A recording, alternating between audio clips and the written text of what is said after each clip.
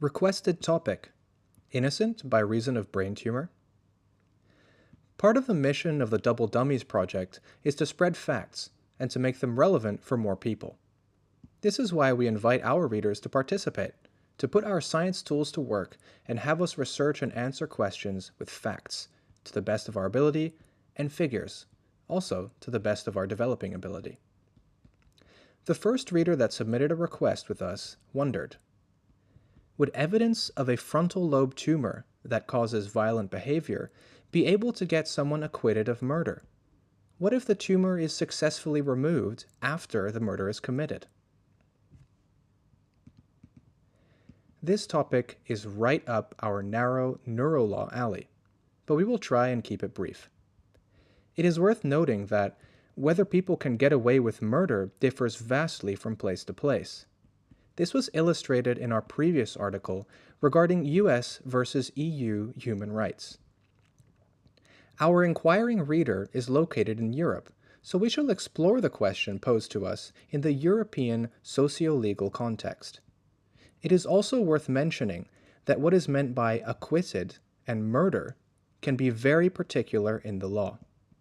For example, a prison sentence is definitely no acquittal, but what about being sent to a psychiatric hospital by the court?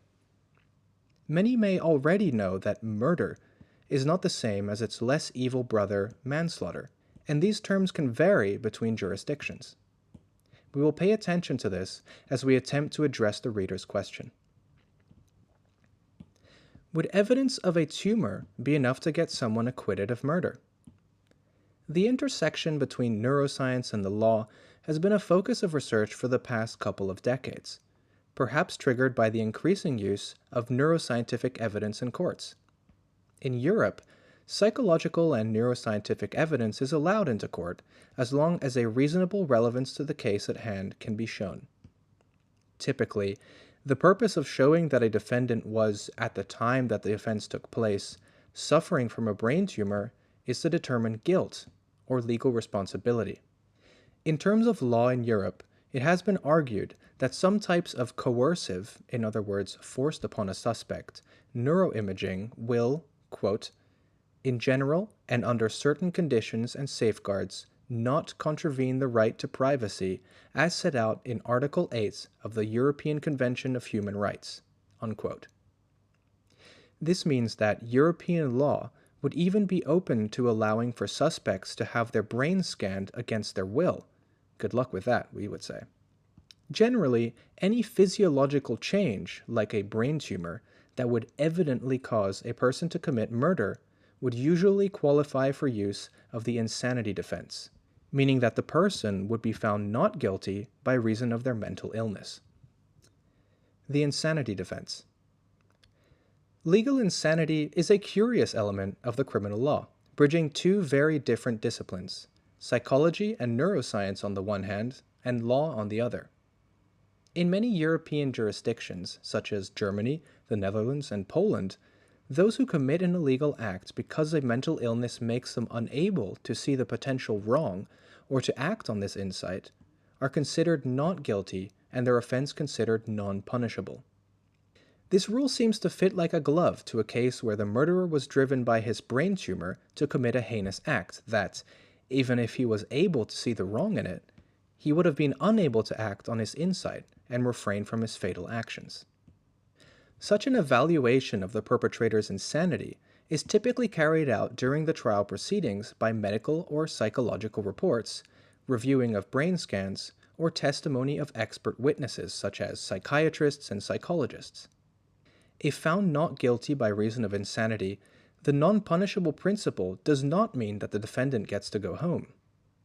In the day-to-day practice of the Dutch criminal justice system, a judge explicitly asks the psychiatrist and psychologist about their opinion with regard to insanity or diminished criminal responsibility of the accused.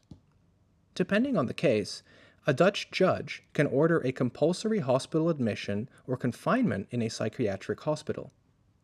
Ideally, these facilities are not intended to punish, but to safeguard, and in some cases rehabilitate offenders whose poorly functioning brains evidently led them to break the law.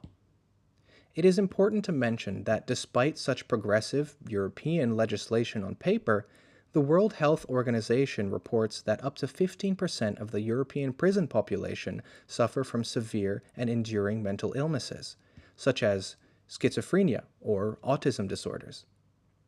By the way, the WHO also reports that on average 29% of EU prisoners reported having used drugs while incarcerated. Who steers the ship or the chainsaw? We use the term evidently in this post to mean that this driving force of illness, whether a brain tumor or a psychotic episode, can be proven based on evidence, such as neuropsychological assessments, physiological tests, and brain scans. This evident or provable aspect is crucial because from the neurobiological perspective, it could be argued that none of us possess the ability to do otherwise in any given present moment.